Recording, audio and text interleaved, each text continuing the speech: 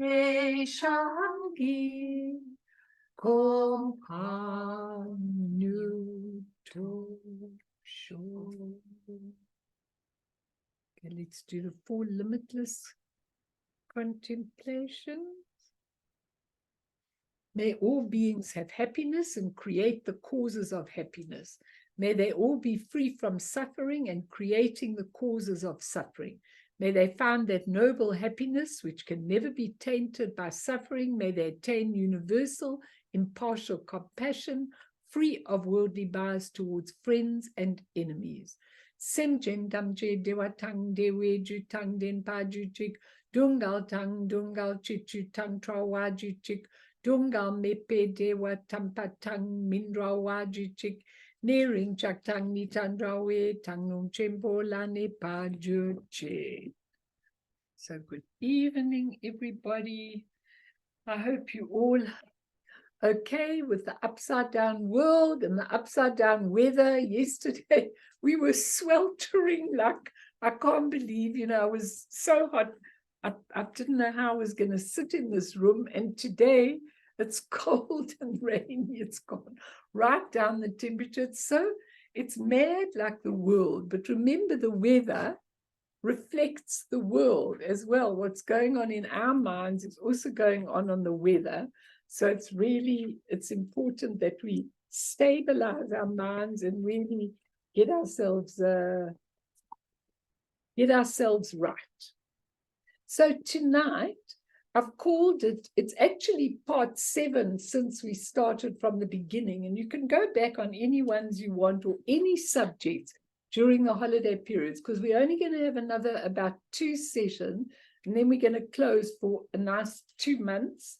And I'm also going overseas, so it's going to be a long break, I know, but I really think we all need that time, and I think there's lots of teaching you can watch, and I'm going to get Nadine to put some more things on YouTube. And if some of them, like I know, Esther, you asked me if you could have some of the basic ones. There are lots of basic ones. I'll give you Nadine's contact details, and then if they're not on YouTube, you can get them. Okay, it's important that. But tonight we're going to do Identylessness, which we've been talking a lot about, means enriching our daily lives with primordial consciousness and the 5 wisdoms. Now, it's really important that tonight we're going to do a long meditation on the 5 wisdoms. I might stop after each of them, but I really want you to play with those wisdoms so that you really begin to get them tonight. Because once you can get the wisdoms, none of the things that happen on the world will get to you in the same way once you understand that you are the wisdoms, that everything is the wisdoms, that the copper-colored mountain, Devachen, is all the wisdoms, the kayas and the wisdoms, and that's what we're made of. And once we get that, not just theoretically, but really in a practical way, really changes our lives. So I'm going to read you a quick little story. It's called The Special Moment of the Freshness of Being. I actually saw this story in a news broadcast, and I thought it was really a lovely story to put my point across. So there was a young girl on her way to get some food at the supermarket. She was really in the doldrums. Her boyfriend had just left her. Things were generally awful, and her mood and demeanor were pretty dark. In other words, she was really not in a good space in any way. A lot of us go like that. She went past a beggar on the side of the road next to the supermarket. He tried to hang on to her for a coin or two, and she irritatedly brushed past him, almost knocking him over. And as she began shopping, she just left it. She was in such a mood. And as she went shopping, something was nagging her, and she thought, I don't know, I know that I was in a bleak mood, but there's something else that's really irritating me inside, and I don't know what it is. She tried to work it out, and then suddenly she realized her awful response to this person who was also in quite a dark space and quite desperate. She dropped her basket in the supermarket and ran out to see if she could find him. And there he was in the same spot. She looked at this big forlorn man on the sidewalk and deeply apologized to him for her behavior of walking past and knocking him over. Then she reached into her purse to take the few loose coins from the bottom, and she gave them to him. He looked up at her. He took her small hands into his big ones and said, "It will all be okay," as though he could read her mind. The beggar knew exactly what she was going through, and his fresh understanding of her turned the whole day around and brought her to a different view. Now, I love that story because I really think that story is a beautiful one, because I think that what that story illustrates is that moment when you drop all your preconceived ideas, you stop drowning in your misery, you feel them if you're feeling them with awareness and no expectation, no grasping, just allowing. It's amazing how quickly things dissolve into space and we are freed from the pain. It really is amazing. But instead, what we do is we hold on to things, we solidify them, and we become them very quickly. And we lose the open spaciousness full of spontaneous possibility without any concepts, no preconceived ideas. Maybe that beggar was Guru Rinpoche in manifestation. We don't know. We don't know who the beggars are. I just remember that we had an experience once. We were driving out of our driveway, and I remember this very, very clearly, not in this house, in a previous house.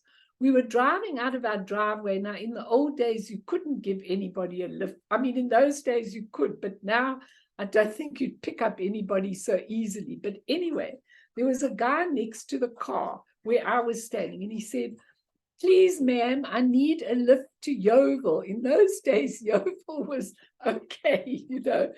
And I remember us looking at each other and we thought, yeah, we'll take him in. Anyway, we took him in the car. We had to open the windows because the stench was really quite difficult to bear. But anyway, a lovely man, we took him and I said, "Where do you want to be dropped?" And he said, "Right here." He opened the door and got out. He said, "Thank you very, very much." And he walked. Now, I was watching him because I was so staggered by this experience that he came right out of my house. I was watching him walk down the road, and suddenly he disappeared. Okay, he just disappeared. I said to my husband, "He's gone." He said, "Oh, rubbish." I said, "He's gone." I was watching him walk and he's gone. That's a very interesting thing, because sometimes when you're in a bad way, you might have an experience like that, and it may well be Guru Rinpoche. That's what Songsar Khyentse says, that Guru Rinpoche can manifest anywhere, even as a rock in the road. You know, I mean, whatever you're needing, if you're awake and aware and not clinging, it would really be a very, very easy thing. And what I want to say to you is that it's exactly the same, that very famous Buddhist teaching that Thich Nhat Hanh taught again, and he wrote it very beautifully in one of his books. It's called, and people have debated this story a million times. So the Buddha was standing in front of a whole array of people, a whole array of about 1,250 monks and nuns. And he took a flower and he held the flower up. He didn't say a single word. He just held the flower up. And what everybody's minds were doing is, I wonder what he's trying to get us to think. I wonder why he's doing the flower. I wonder. They missed it. All except for one monk called Mahashkyapa. Okay, Mahashkyapa saw the flower and smiled. And the Buddha actually said, the Buddha smiled back at Mahashkyapa, because out of all the 1,250 people, he was able to be present in that moment. Now, Thich Nhat Hanh says, this story has been discussed by many generations of Zen students, and people continually look for its meaning. He says, for me, Thich Nhat Hanh said, the meaning is quite simple. When someone holds up a flower and shows it to you, he wants you to see the flower, okay? But the person who was not thinking, who was not involved in his thoughts, who was just himself, was able to encounter the flower in depth, and he smiled. That's a very, very important story, that, because I think that we miss so many moments, and that's what learning about primordial consciousness and the wisdom is. I think we miss a million things in life. I think sometimes with children, they're trying to tell you something, but you're so preoccupied with what you need them to do, you can't hear them, you can't listen to them, you can't get them, because you preconceived ideas. Shame. Are you tired, Kay? You're very tired tonight, I can see. Okay. But you're so preoccupied with your own thoughts that you're not present. And this is very important in order to understand the wisdom. Now, Namkhai Norbu said, I'm just giving you one or two things and we're going straight on to the wisdom. Since we recognize, when we recognize that external appearances are merely ornaments or embellishments of the real condition of existence, they're just ornaments, they just come out of it. Appearances which arise to the alert sixth sense aggregates are self-liberated into their own condition whenever they arise. And since we recognize that pure presence is just primal awareness as such, the manifestation of our passions, of our karmic traces, are self-liberated into their own condition whenever they arise. But the problem comes when we are holding on to them. If you're holding on to your anger, your desire to be better, your jealousy, your whatever, if you're hanging on to it, it's got no other way to present itself. It's going to become not an ornament that's going to dissolve. It's going to become the main theme. And that's where the problem is. And he says, karma is always something which belongs to the level of sem. Sem is the human part of the mind, the intellectual conditioned part of the mind. He says karma belongs to sem, while pure presence or rigpa lies beyond the limited functioning of the human part of the mind. So which part of the mind are you using? And just one more quote that I want to give you is that Tulku Thondup says, if we ask ourselves, how do appearances arise? So in other words, you're feeling angry and now everything around you becomes dark, like in the story, everything becomes dark, everything becomes ugly, it's tainted by that. And he says the answer is pure perception. Now remember, that's what we're training ourselves in, pure perception, to try and see things as they really are, not the preconceived, conditioned ideas that we have about everything. So he says pure perception arises contingent upon the realization of the nature of mind and the ability to remain in that realization. So, you see something and you think something about it, but then you think, hang on, and you go back and you look again, okay? And now you see a different story completely and totally, because pure perception depends on the nature of mind, and the nature of mind is the 3 kayas and the 5 wisdoms. That's what your nature of mind is. So whether you see pure perception is dependent on the nature of mind, and if you can stay there. Impure perception, how you see things, the ugly things, the people that are doing you in, this wrong, that wrong, arises contingent upon a failure to realize the nature of mind and the inability to remain in that realized state.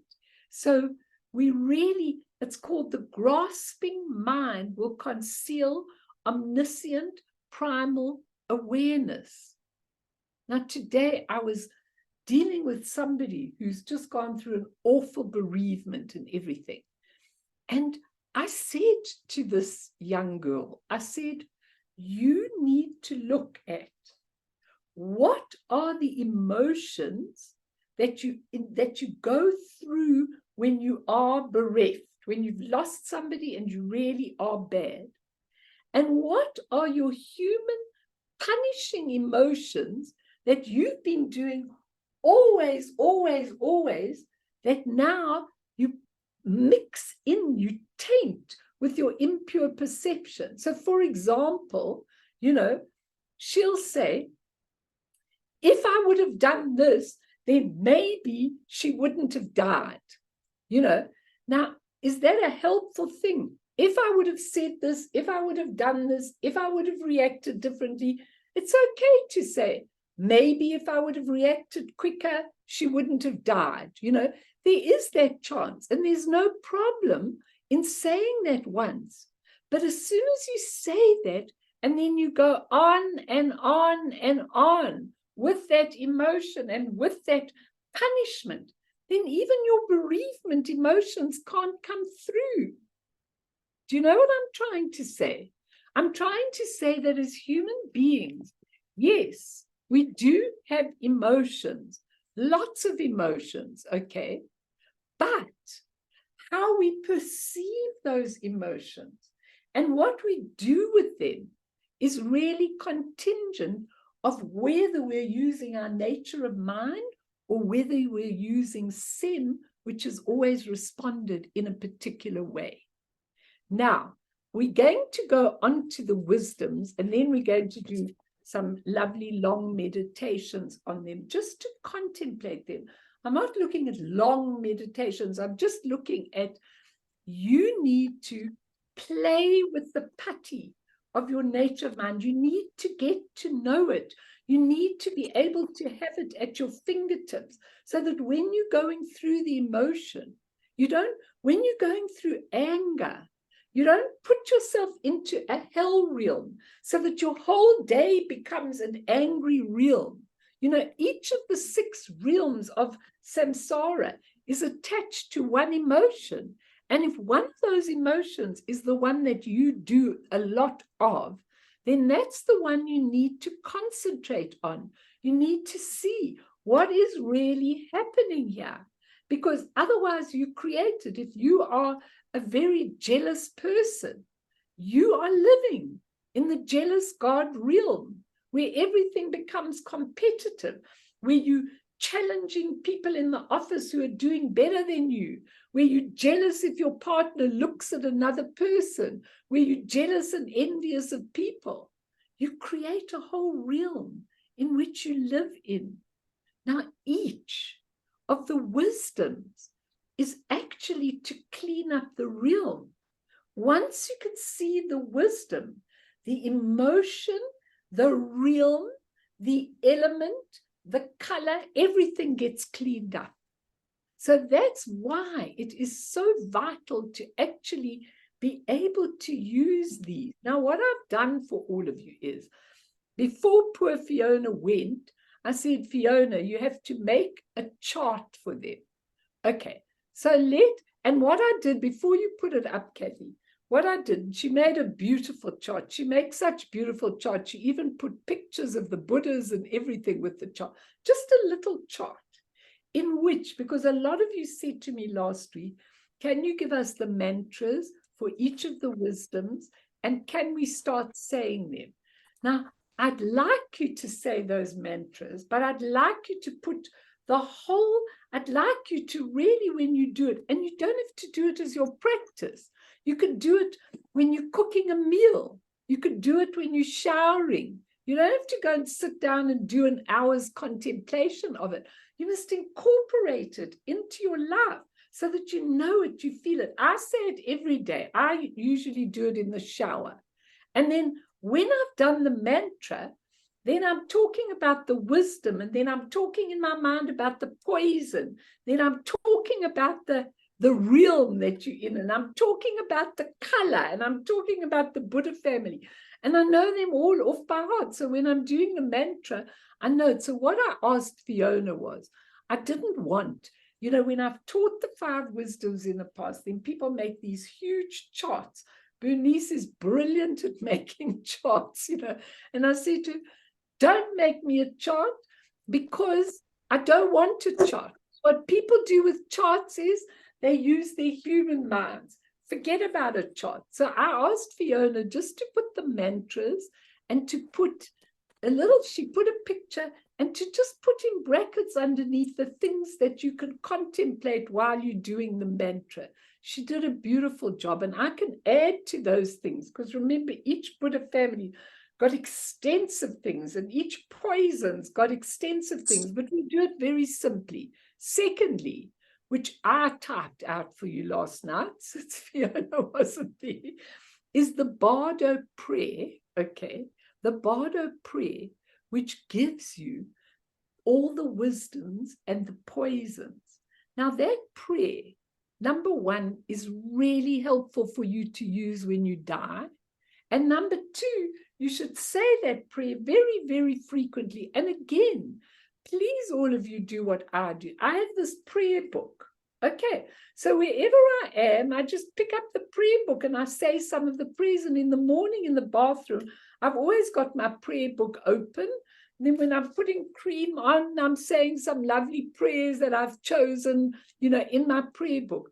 You've got to incorporate these things. I mean, I still do my practice, but I do, I really like to use these. I use that Bardo prayer and I know it off by heart. So now I don't even have to look in the book for it.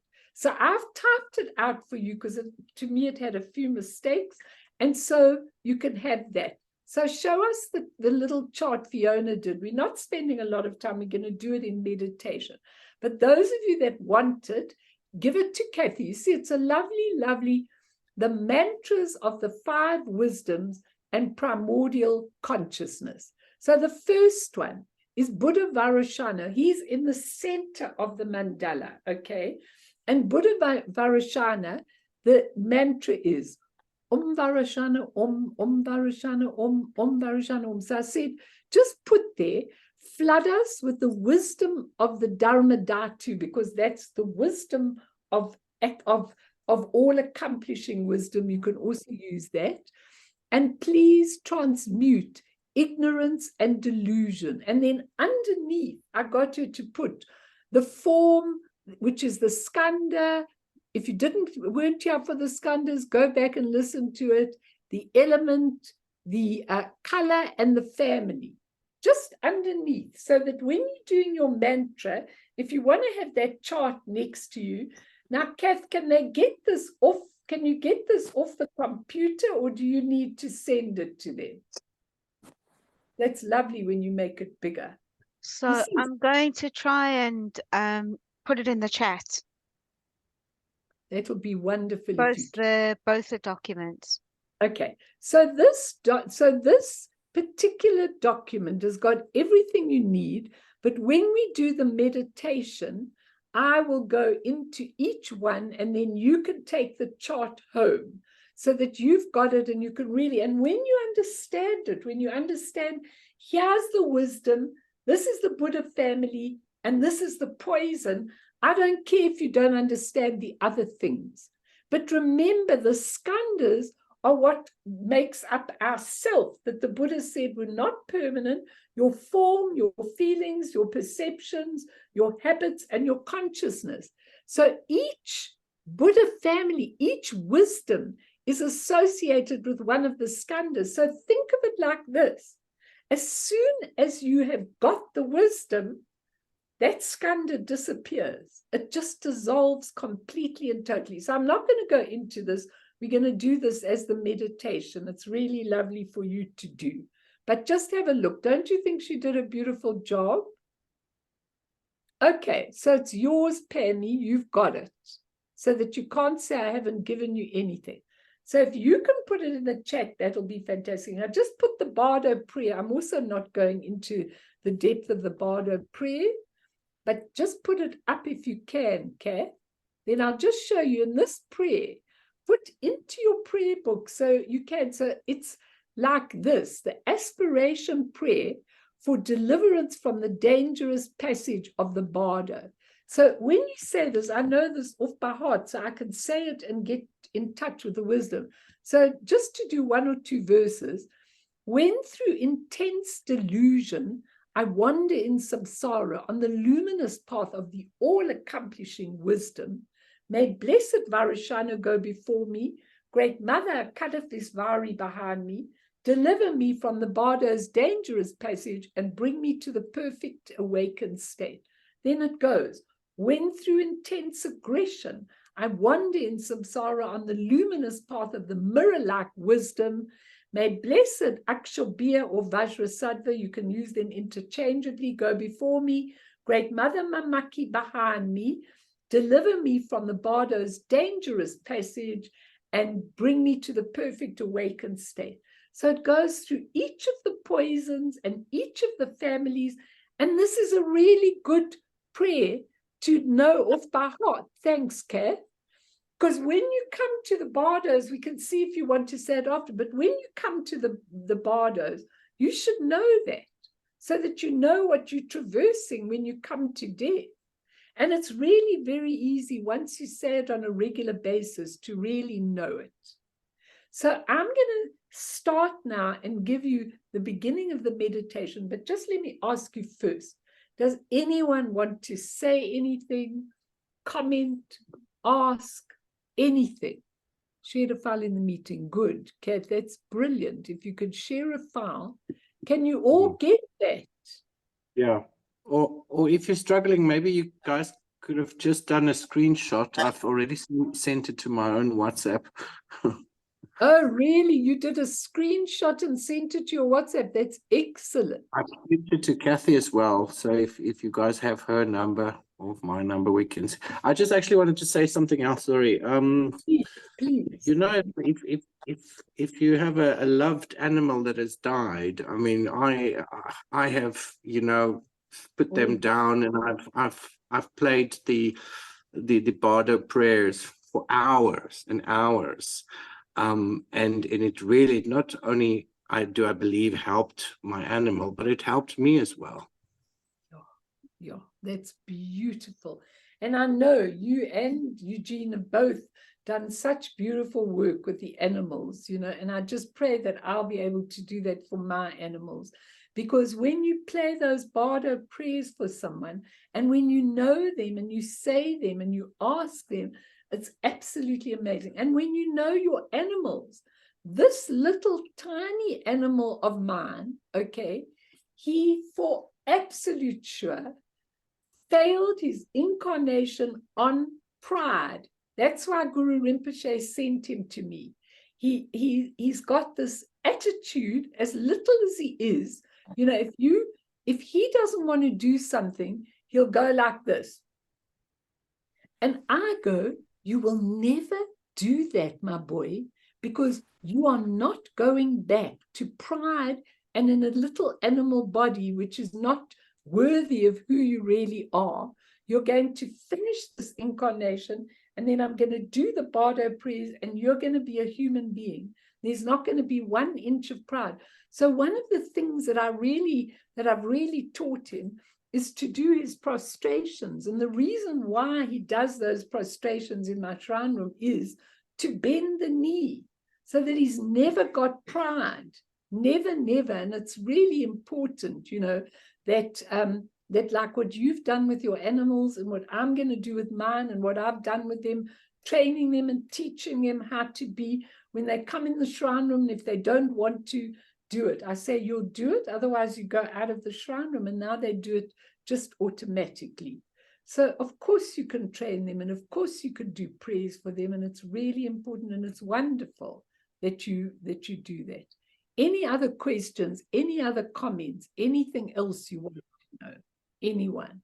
I just want to check if everybody's got what I shared in the chat, because it's the two different documents, the chart and The prayer. Have you all got it? Okay, and then there are a lot of people that aren't here tonight, so we'll get it to them. I'll tell them they can ask you for it. I'll give Yeah, they them, can ask me. and then you can get them. But that's nice that you've got it on WhatsApp, Henry, because that's easy then. Can I'll you send it open to you, Mel. it enough? Can you open it big enough on WhatsApp? You don't have to send it to me, because I've actually got it from All her. right. She sent it to me, Yep. so it's Yeah, you can read it on your phone. Okay. after prayer you might send to me on WhatsApp, because then I can just send it if people Okay. ask, which is good. Okay, so are you all ready to do it? What we're going to do is let's do one wisdom at a time. And I want you to all take some lovely deep breaths. In through your nostrils to the count of 3 or 4. Out through your mouth, count of 3 or 4. In and out. And in and out. And just come to this beautiful present moment.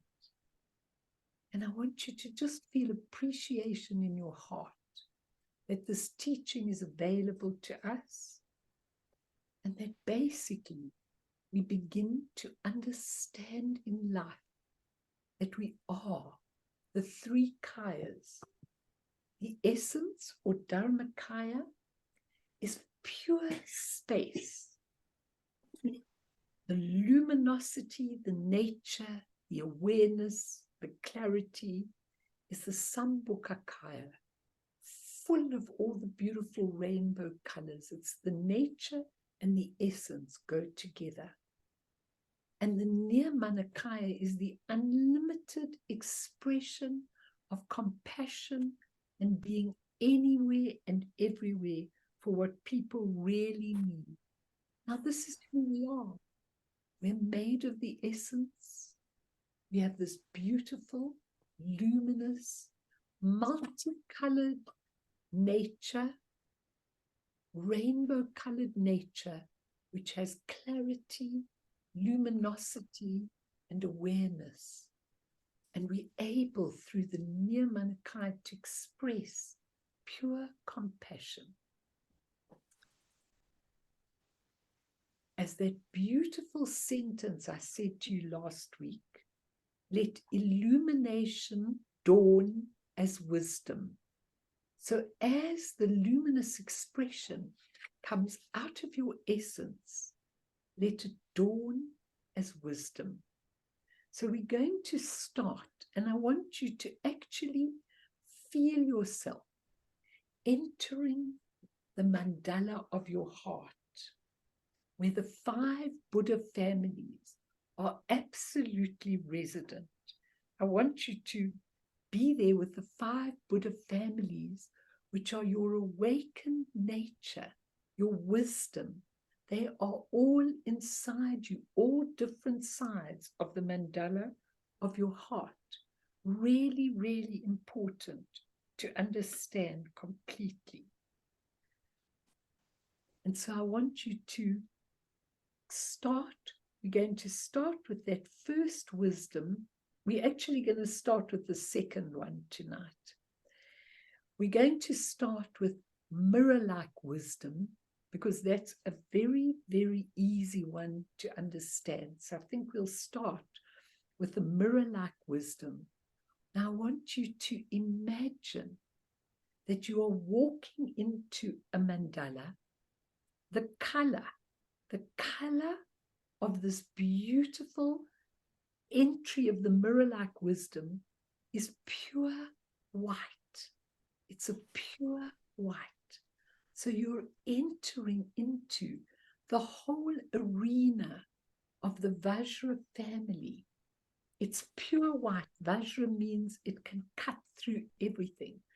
And I want you to imagine that the water, which is the element associated with the wisdom, with this beautiful Buddha, Akshobhya or Vajrasattva, brings to you an absolute white, pure water which washes over you, and it transmutes all the anger, the aggression, the depression, the grudges, the hurt, the hatred, the irritation, the frustration, the resentment, and even the fear. Imagine the pure water of this beautiful, beautiful Vajra family. And the water is associated with Mamaki, the female Buddha. And I want you to just imagine that the water is pouring over you, and that you're looking deeply into the mirror-like wisdom, which shows you everything that you need in your life and everything where you are, and takes you right away from the hell realm of your anger. And as you are able to enter this pure, white, beautiful Vajra family, your consciousness is totally transformed. So from your ordinary consciousness, you go to the pure consciousness of the wisdoms. And that is what you are doing with this beautiful Vajra family. And the mantra is Om Akshobhya Hum. Om Akshobhya Hum. You can all say it, it's just short. Om Akshobhya Hum, Om Akshobhya Hum, Om Akshobhya Hum, Om Akshobhya Hum, Om Akshobhya Hum, Om Akshobhya Hum. Just do it a few times and then say, flood us with your mirror-like wisdom and transmute all my anger, grudges, hatred, aggression, and feel with the white water pouring over you this beautiful change in your consciousness, so that every angry situation you find yourself is merely a mirror for you to see your own imprints inside yourself. And that is the Vajra family.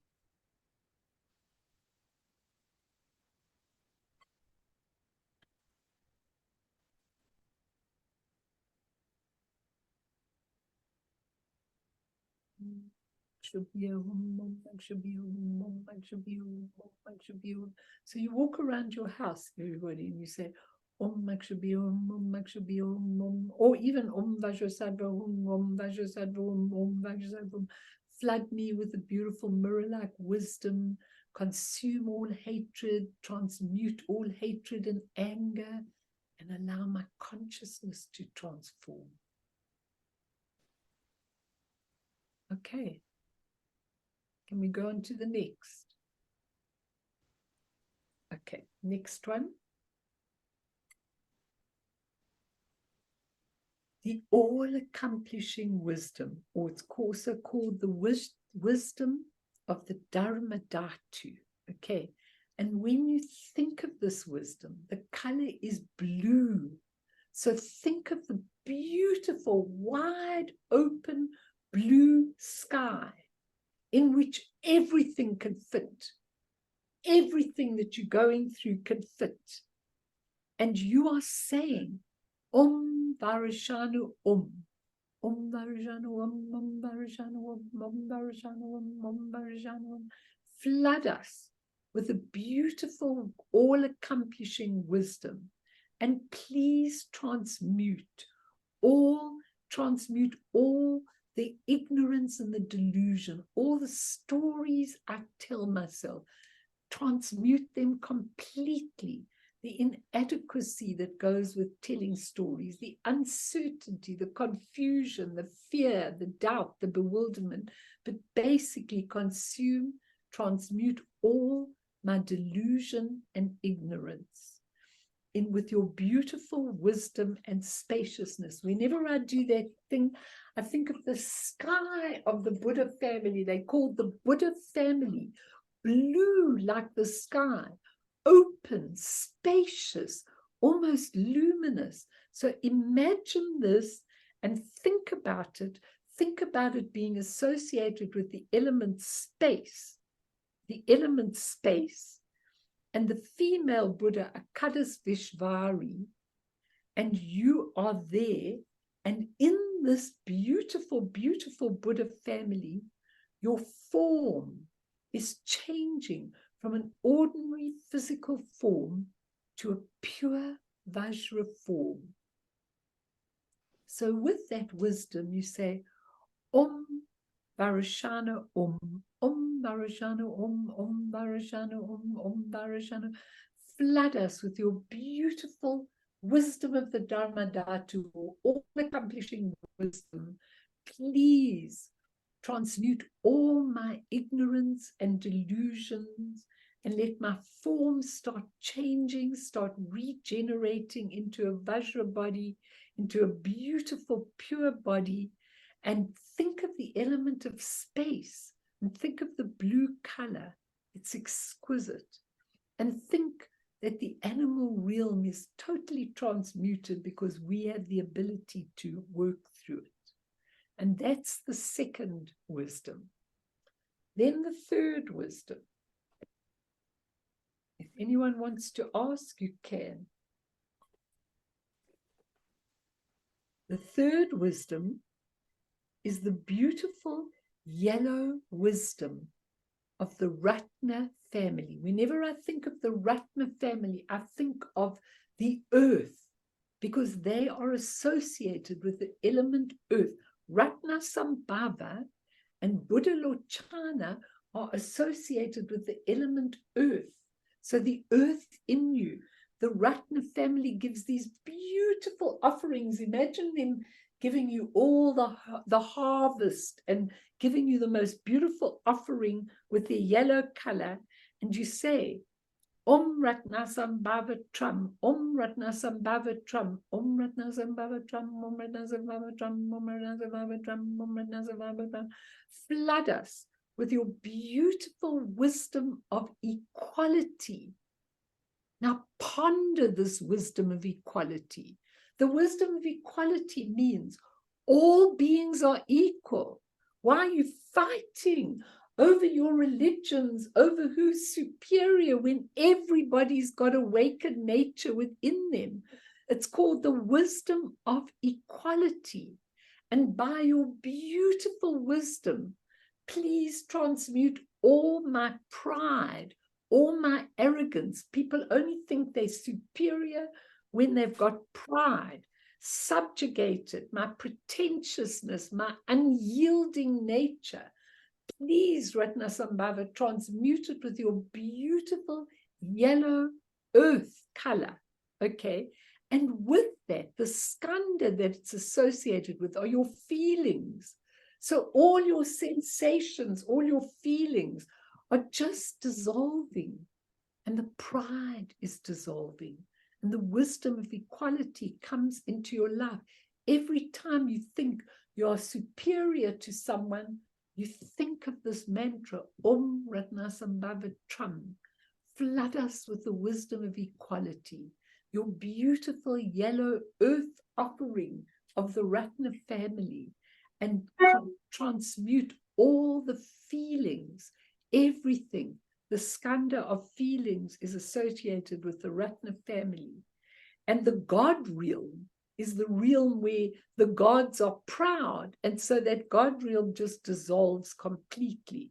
And it's a beautiful, beautiful yellow color of Ratna Sambhava.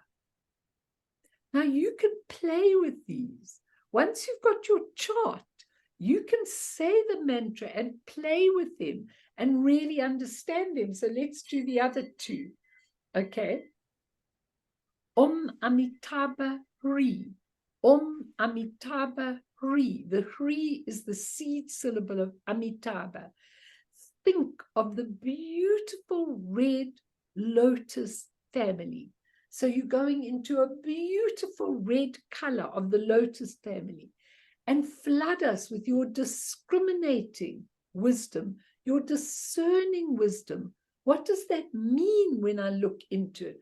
Your discriminating, discerning wisdom is the wisdom that knows how to discern the real truth from the lies I tell myself, the ultimate from the relative. That beautiful discriminating or discerning wisdom is the wisdom that Amitabha comes with and his consort Pandarasini. And the element associated with it is the fire. It's red. It's a passion for the truth. It's a beautiful, beautiful. If you belong to the lotus family, you have a passion for the truth. And you say, Om Amitabha, Om Amitabha, Om Amitabha, flood us with your beautiful discriminating wisdom. Please would you transmute all craving, attachment, the passions, the grasping, the desire, the yearning, the lack of confidence, the anxiety, all that craving. But you only need to say one, Om Amitabha, flood us with your beautiful discriminating wisdom, and really help us to transmute the craving, the grasping, the desiring. But there are lots of emotions that go with it. And with that, the hungry ghost realm that is always catching on to everything, and the human realm full of all its desires, is just transmuted. And so it's a really, really beautiful, the lotus family with its fire, red, and the whole of the grasping and attaching is dissolved in this beautiful, discriminating, discerning wisdom of the beautiful lotus family. And the skanda that is associated with this lotus family is perception. Once you have that discriminating wisdom, you can perceive things with clarity. Perception changes. When you look at things, they have this rainbow light. It's a pure perception that you are looking at things. I can only say to all of you that when you understand this, it is such an exquisite thing to live in and to bring to the world as you look at it. And you can play with your little charts and really understand that.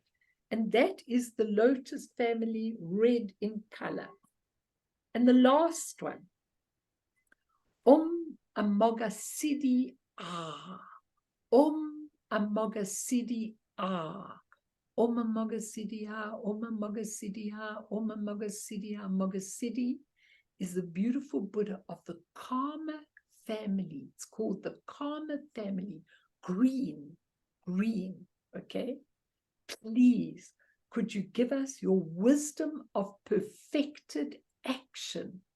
And could you transmute all my envy and jealousy, make it from green envy and jealousy to green, pure wisdom of perfected action?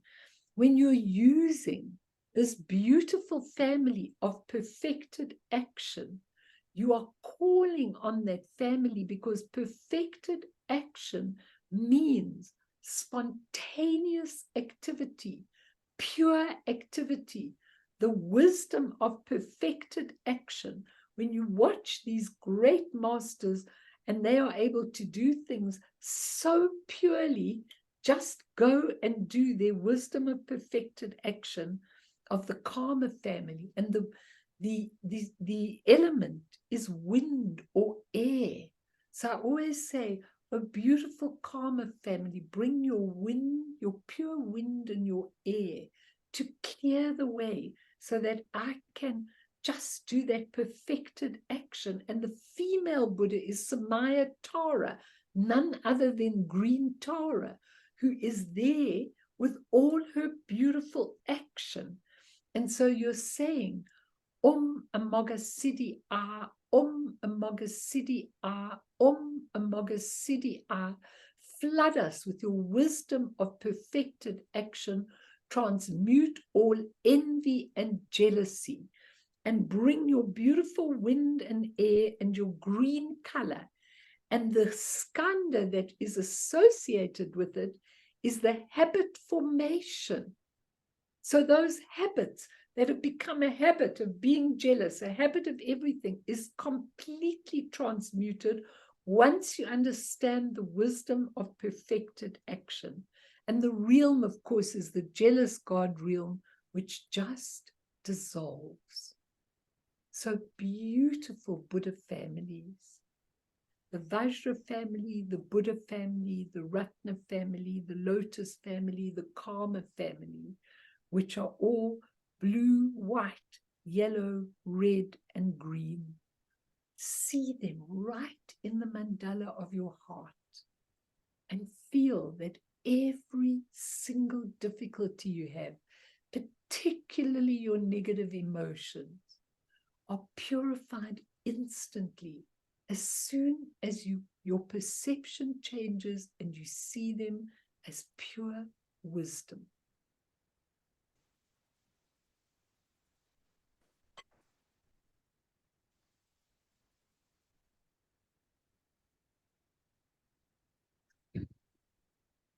So what do you think, guys? So you've got the chart so that you can do it. You must do it. You must keep doing it. Don't put it away. Do it every day when you've got 3 minutes, or you're cooking supper, or you're showering, or whatever. You learn the mantras off by heart, and you learn to know they're very easy, and you learn to know what those wisdoms are. Once you are functioning from the wisdoms, the poisons automatically dissolve. The skandhas automatically dissolve. Everything dissolves. And there you are in pure perception and awareness. I can't give it to you in a more simple manner. Right, Kathy? What do you got to say?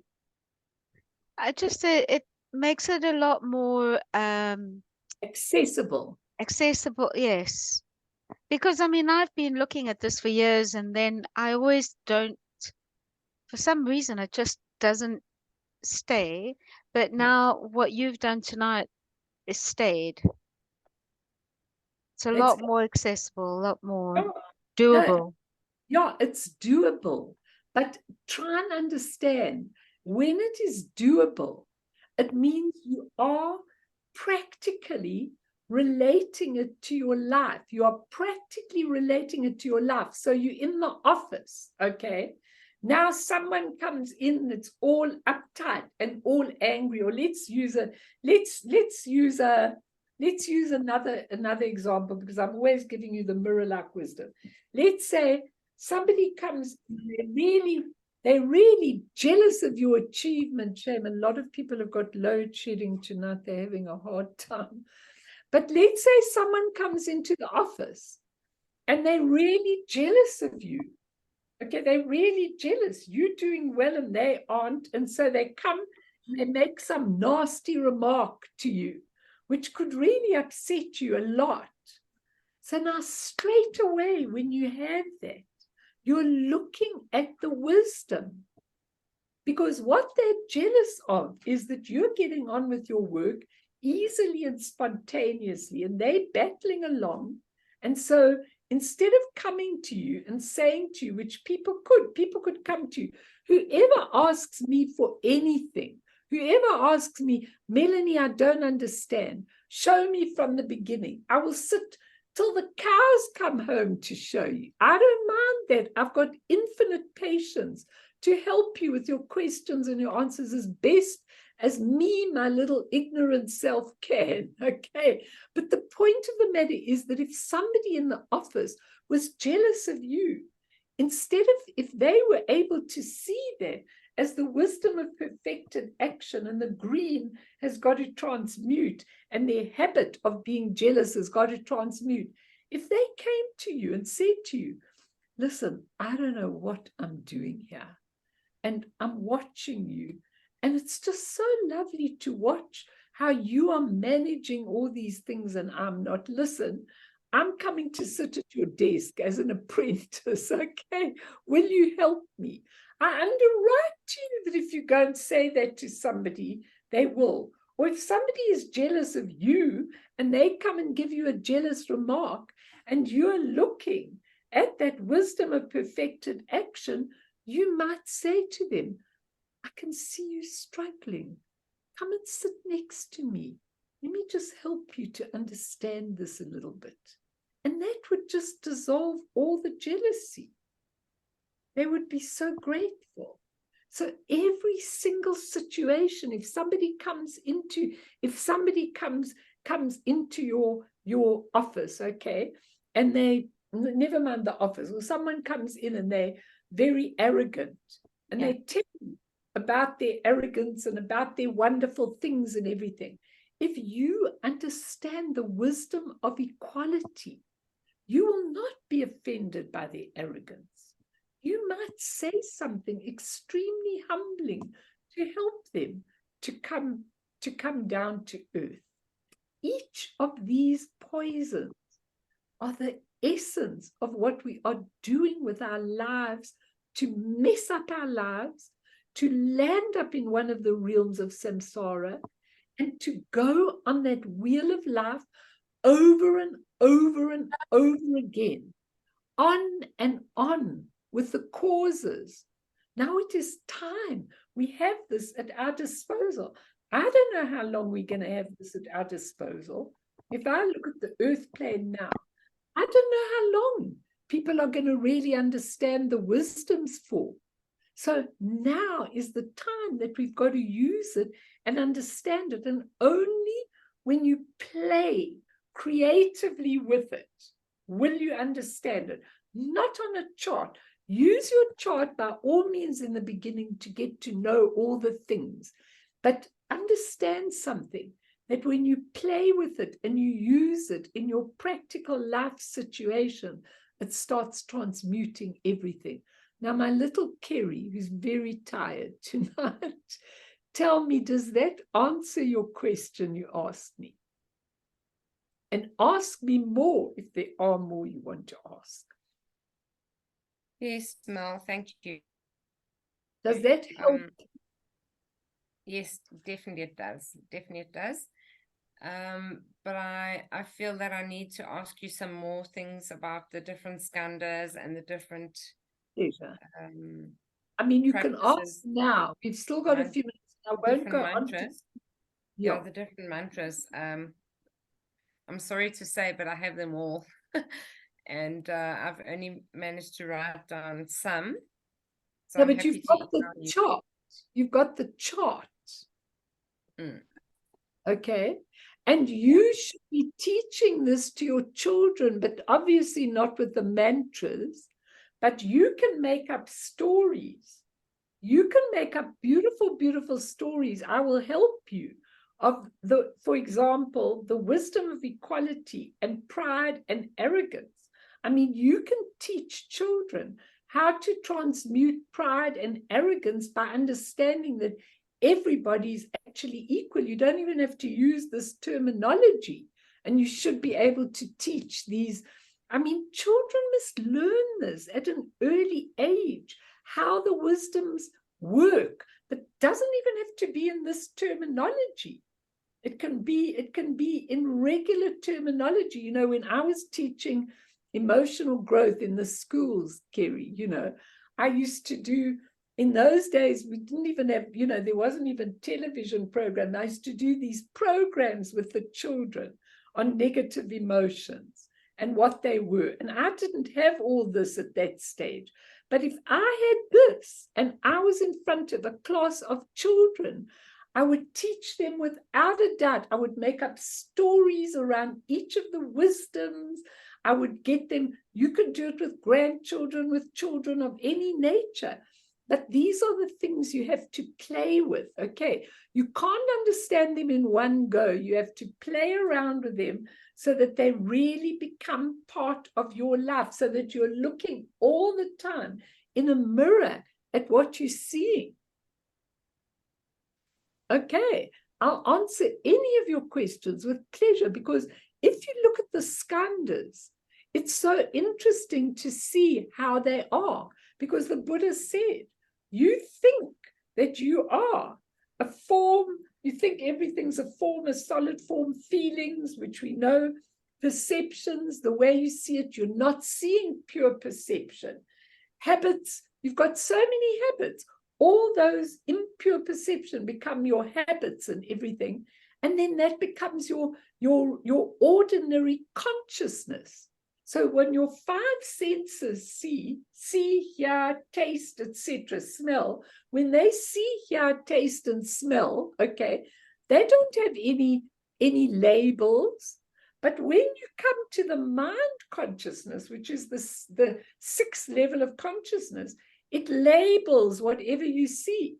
Now, if I take something, if I take this and I tell you that it's a round dome, okay, and then a primitive person comes, turns around, and says, "Oh, I think it's a swimming pool. We have this little swimming pool." And your mind puts a label on something, and that's what we believe is solid. And then you go to the next consciousness, which is called your pleasure consciousness or your negative emotions. And then the negative emotions are, I don't like this. I don't want it. I'm dying for it. I'm craving it. You know, all the negative emotions that go with something. And then that becomes your alaya consciousness, where all your imprints go, that go with you on a relative level from lifetime to lifetime. Now we want to take that whole consciousness and transform it into the three kayas and the five wisdoms so that we start seeing with pure perception. Now this will happen automatically. When you die, it happens automatically, but people still can't get it. But if you know it, and you are afraid with it, and you are familiar with it, and you are playing with it, as soon as your physical body dissolves, you will see it. As soon as you come to the second bardo, the first bardo, you'll see the Dharmakaya, the clear light. Most people can't recognize that because it's so bright and so overwhelming, people can't get it. But then you come to the second bardo, the bardo of Dharmata, and that bardo is where all these Buddha families start coming towards you. Now, for me, it's really very simple, because I've known for many years that I belong to the Lotus family. I belong to that Amitabha Chenrezig Guru Rinpoche family, and it's red. So the colors of the deities come to you in the bardos. Now, most people, Kerry, just can't do it. They can't see it. It's too overwhelming. It's loud and bright and amazing and luminous and absolutely. So each family comes to you like this, okay? Some people just can't. They just faint. Then if you don't recognize those 5 Buddha families that I'm talking about, then next come the wrathful deities. The wrathful deities are now coming with 5 heads and claws and ugly things. You know, they look too terrible. They look so ugly. Why? Who are they? They really, these pure Buddha families, but you couldn't see them. So they come to give you a clap. And if you can see them, you wake up. If you wake up in that bardo, even if you say, you know, I remember Melanie telling us about these Buddha families. Of course, here is one. You're home and dry. Okay. You're into Sambhogakaya level, no more incarnation. If you can just recognize, recognize, know. This is who I am. This is the mandala of my heart. So I was telling them yesterday, I'm on this new mission now with children. I've got them all coloring mandala books. Okay, so these beautiful mandala books that you can get, you should really do it. I don't know what you teach children, Kerry, but you should definitely get these mandala coloring books, okay? And then they color all the colors of the mandala. And then I've explained to children, when you breathe in and breathe out, This mandala is your wholeness, your roundness, your place where you go when you're in a bad mood. You know, you go to the mandala. So they're all coloring in their mandala books. It's so beautiful. I mean, you bring it alive.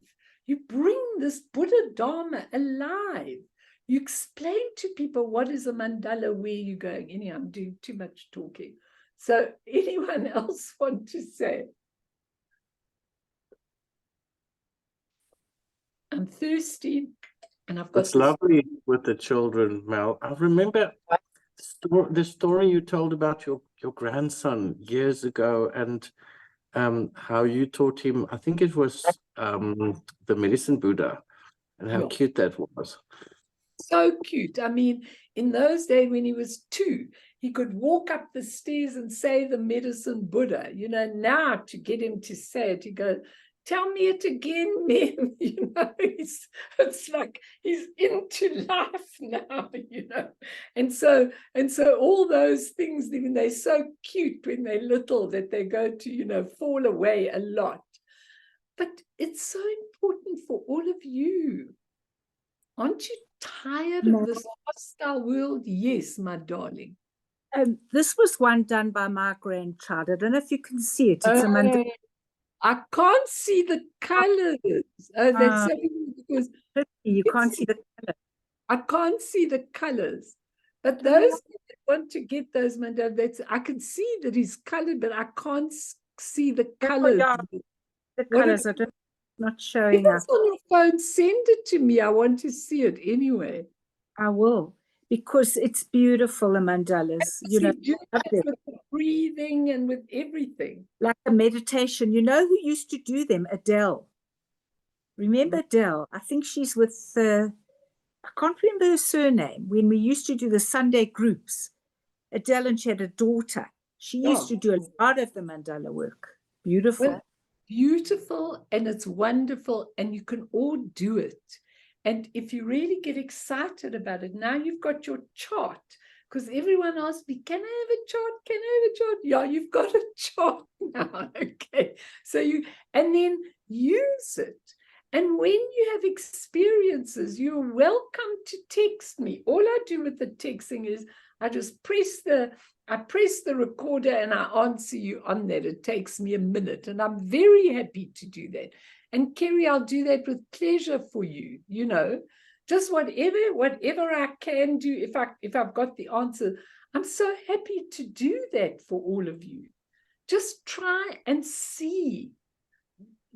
Try and see that this human identity is just a temporary, transient identitylessness, full of possibility.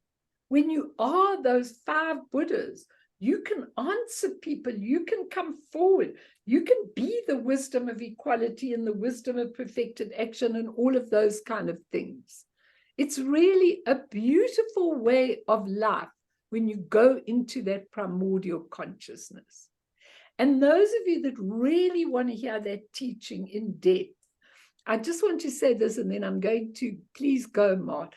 But those of you that really want to hear this teaching in depth, what I did on the Monday morning, and you must get I did your ordinary consciousness versus your primordial consciousness. And I did about 8 talks on it. And you can really, really, really get those 8 talks and listen slowly in your own time in the holiday period. Okay, so let's dedicate, and then if anyone wants to ask me, you're welcome to. If you can, okay?